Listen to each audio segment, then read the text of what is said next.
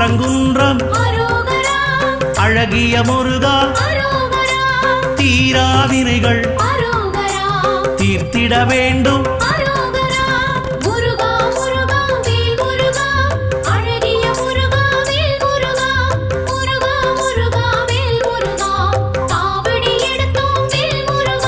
சுவாமி மலையனே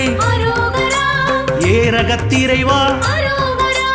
அப்பனுக்கு பாடம் சொன்ன ஆறுமுகவேலா